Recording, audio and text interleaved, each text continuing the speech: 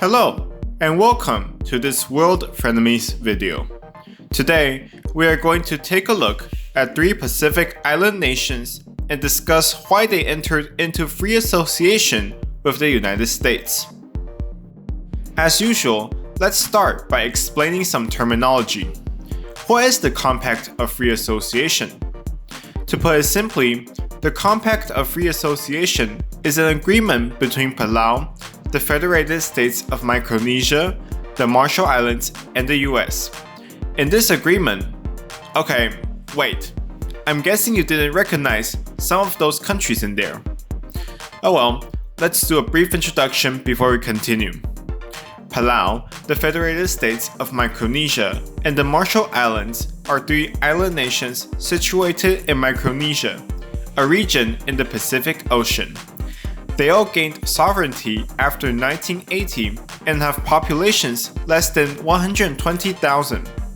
They have picturesque views like this, and this.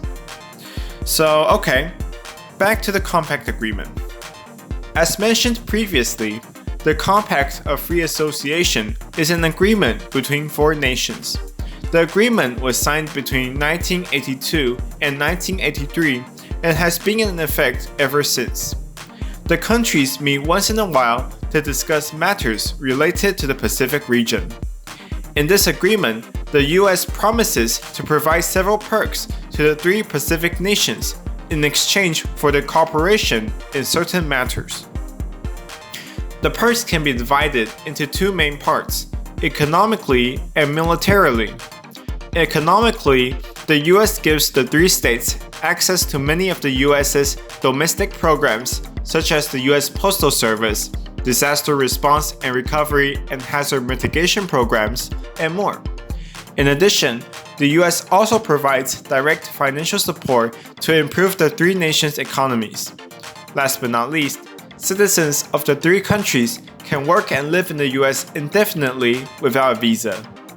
Militarily, the US is in charge of defending the 3 states. In return, the 3 nations provide exclusive and valuable military bases in the Pacific for the US, allowing the US to stretch its influence across the Pacific. The Marshall Islands even hosts the Pacific Proving Grounds, an American nuclear testing site. Moreover, the 3 nations, for the most part, supports the US on the world stage. They voted with the US against the UN resolution asking nations not to locate diplomatic missions in Jerusalem in 2017, 3 of the only 8 to support the US at the time. The agreements come with its problems as well though, with the controversies coming from the US for the most part. On one hand, people are saying that the US hasn't done enough to fulfill its promises in the agreement. For instance, the Compact Agreement requires the US to address past, present, and future consequences of the nuclear testing claims. However, little has been paid to the Marshall Islands as compensation. On the other hand, people are questioning why the US is spending so much money in aid, around $250 million in total, on 3 small Pacific nations. The above 2 controversies have led to deadlocks in the US Congress and Senate over renewals of the Compact Agreement over the years. Nevertheless, despite the controversies, many in the US government still view the Compact Agreement as an important asset to US foreign relations. That's becoming more and more evident as the end of the Compact Agreement in 2023 is drawing closer, with the US already in talks this year to convince the 3 nations to renew the agreement. One major roadblock lies ahead though: China. The 3 Compact nations have long been an eyesore for China due to their closeness to the US and diplomatic relations with Taiwan. China also values the strategic military benefits this region can provide, but for the time being cannot penetrate the region due to the Compact Agreement.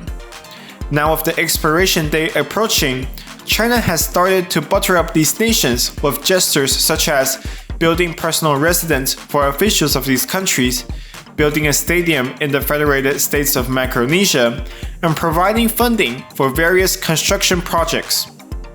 As such, it seems if the US wants to maintain its power in the Micronesian region and keep the Compact of Free Association intact, they got their work cut out for them.